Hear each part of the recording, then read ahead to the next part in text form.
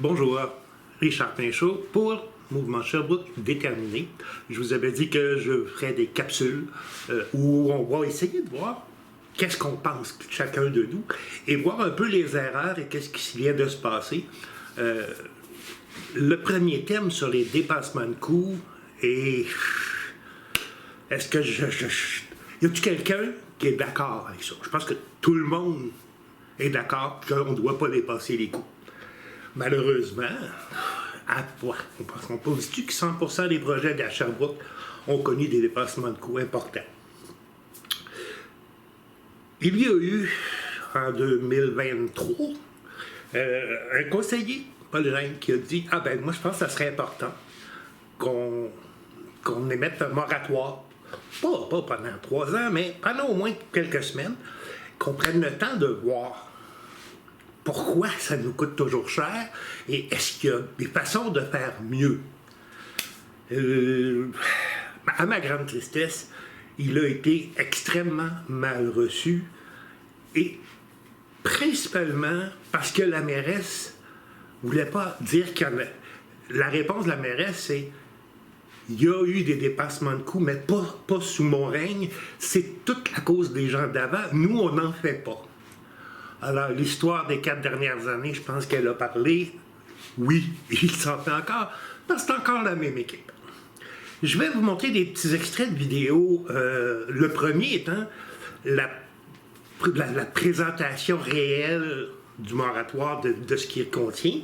Et je vais vous faire aussi une vidéo de ce que TVA, la capsule que TVA avait couvert là-dessus. Donc, je vous invite à parler du dossier des dépassements de coûts. Qu'est-ce qu'on peut faire? Comment? Est-ce que vous avez des idées? Est-ce qu'on devrait réduire le nombre de projets? Trouvons des solutions. Madame la Présidente, dans un premier temps, je tiens à vous remercier d'avoir accepté ma demande d'inscrire à l'ordre du jour de ce soir le sujet portant sur un moratoire sur les projets majeurs. Ma proposition vise à agir promptement afin de trouver de meilleures façons d'évaluer le coût de nos projets, particulièrement lorsqu'il s'agit de projets hasardeux, comme ceux qui touchent des secteurs anciens ou des bâtiments qui datent de plusieurs années. Tout ce que je souhaite, et comme vous toutes et tous, j'imagine, c'est que des dépassements de coûts de 200 et 300 % soient évités dans l'avenir. Alors discutons sur le fond, pas sur la sémantique. Il ne s'agit pas de tout arrêter. Je n'ai jamais demandé de paralyser la ville. J'ai d'ailleurs clairement mentionné dans ma proposition que les projets déjà enclenchés et les projets urgents seraient exclus du moratoire. Tout le monde aura compris ici que je fais référence à des projets comme le centre de diffusion, le tracé du pont des Grandes Fourches, le quartier général, ou comme les nouveaux projets qui se pointent à l'horizon, comme le domaine Howard, la prison Winter ou la future bibliothèque dans l'église Sainte-Famille. Des projets qui méritent une attention particulière puisque susceptibles de se retrouver avec de mauvaises surprises. Bref, une façon d'être en mesure de réagir avant d'avoir les 2 bras dans l'engrenage. Le stationnement Webster est un bel exemple de ce que je souhaite dans l'avenir pour soutenir nos équipes de gestionnaires. Nos services ont demandé à des spécialistes de différents domaines d'évaluer en profondeur les coûts potentiels d'une réparation ou d'une démolition ou d'une déconstruction, comme le souhaite M. Deneau. Le résultat est que nous avons en main assez d'informations et de détails pour nous permettre d'analyser différentes options qui nous amènent à prendre de bonnes décisions. Ne vaut-il pas mieux investir un peu plus avant de se lancer, plutôt que de payer beaucoup plus une fois le projet démarré? Alors, je pense que c'est là-dessus que nos services doivent travailler, sur le fond du problème. Quelles sont les meilleures pratiques dans ce domaine? Quels sont les moyens et les ressources qui devraient être mises à la disposition de nos équipes pour les aider à atteindre de meilleurs résultats dans leur évaluation de projet? Ça ne veut pas dire que ce sera toujours parfait, qu'il n'y aura jamais de dépassement de coûts, mais on pourrait au moins grandement améliorer nos chances de ne plus se retrouver avec des surprises de 200 et 300 %. En terminant et afin de rassurer certains de mes collègues, je vous dirais que je suis loin d'être un dogmatique. Si pour certains, le terme moratoire leur fait peur et souhaiteraient utiliser un autre terme pour signifier prendre une pause, j'ai aucun problème avec ça.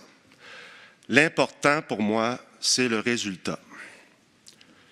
Ce qui compte, c'est qu'un groupe de travail soit formé dans les meilleurs délais pour revoir nos façons d'évaluer nos projets particuliers, qu'ils identifient les meilleures pratiques ailleurs au Québec et au Canada et nous reviennent avec des recommandations. J'ai beaucoup de difficultés à comprendre que l'on puisse être contre l'idée de travailler là-dessus.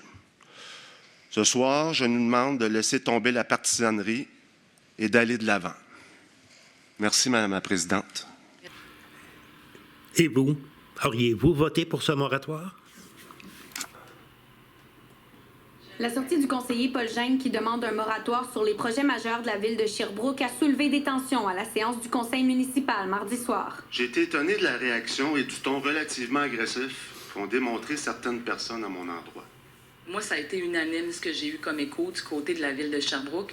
Donc, je vous invite à faire un exercice d'introspection parce que vos propos ont heurté les gens. Le conseiller du district de l'université a pourtant précisé que le moratoire demandé ne serait que de quelques semaines. Aussi, il n'a voulu cibler personne en particulier dans ce dossier. Je n'ai accusé personne, je n'ai blâmé personne. Sa collègue du district de Rock Forest, Annie Godbout, a fortement signifié son support. J'ai été renversée ce matin de constater une fois de plus le manque d'ouverture, l'arrogance et l'intransigeance de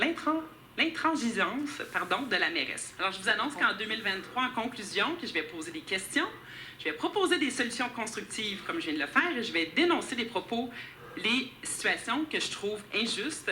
Paul Gingras a terminé son allocution en assurant qu'il laisserait tomber sa demande si la mairesse Baudin s'engage à ce que ce type de dépassement de coûts ne se reproduise plus. Je pense que M. Gingras a fait une demande qu'il savait inatteignable. Là. Tu sais, je veux dire, je suis mairesse, je suis pas magicienne. La mairesse croyait malheureusement que c'était impossible de contrôler les coûts. Son bras droit aussi. Mais faut croire que ça se fait. En passant, il y a M. Labaume qui vous salue de Québec. Merci.